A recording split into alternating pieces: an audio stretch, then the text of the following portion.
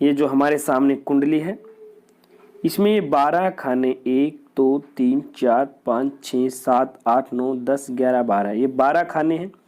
इसको 12 भाव या 12 खाने भी बोलते हैं या 12 घर भी बोलते हैं। प्रथम भाव यहाँ से लगन से शुरू होता है, यानी पहला खाना, दूसरा खाना। तो पहला होता है तन का, तनु, तन के संबंधी विचार। दूसरा धन का, तीसरा सहज यानी भ्राता का, चौथा सुहृदय या जननी माँ का, और पांचवा संतान का, और छठवां शत्रुओं के संबंधित, सातवां गृहस्थ सुख स्त्री के लिए, आठवां आयु का विचार, 9वें से भाग्य या धर्म कर्म, और 10वें भाव से कर्म व्यापार नौकरी के बारे में, और 11वें भाव से आय इनकम का संबंधी, और 12वें से हम व्यय खर्च का देखते हैं। अब इन खानों से और किस किस के विषय में देखते हैं, आपको बिल्कुल विस्तार से बता देते हैं। पहला तन का, जो शरीर के बारे में हम बता चुके हैं।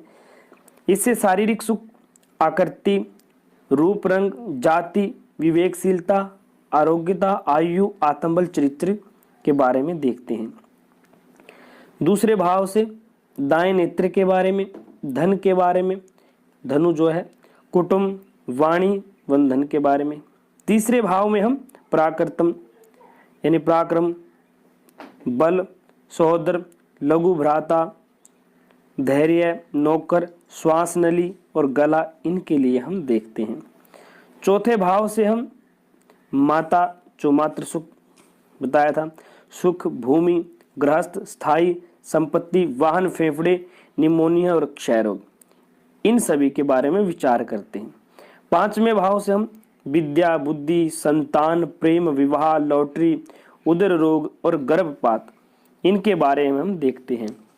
और छठे भाव से हम शत्रु, रोग, चिंता, पीड़ा, कर्ज, मुकदमा, मामा आदि के बारे में विचार करते हैं।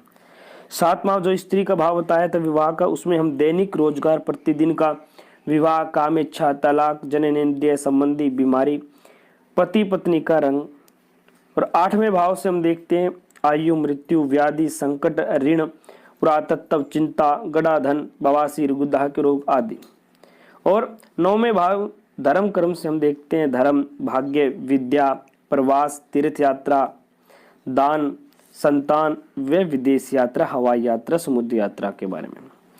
और 10वें भाव से हम पता लगाते हैं राज्य सम्मान के बारे में, पिता, नौकरी, व्यापार, जॉब, व्यवसाय, मान प्रतिष्ठा, अधिकार, चुनाव में जय पराजय, मुकदमे में जीत हार, इन चीजों के बारे में।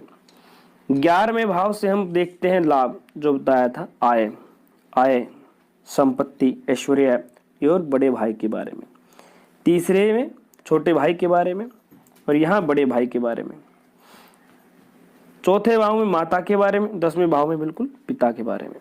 यहाँ दाएं आंख के बारे में, तो यहाँ बाएं आंख के बारे में। सो इसी प्रकार 12वें भाव से हम देखते हैं व्यय, खर्च, दंड, हानि, व्यसन, जेल यात्रा, भोग विलास और बाएं आंख के बारे में।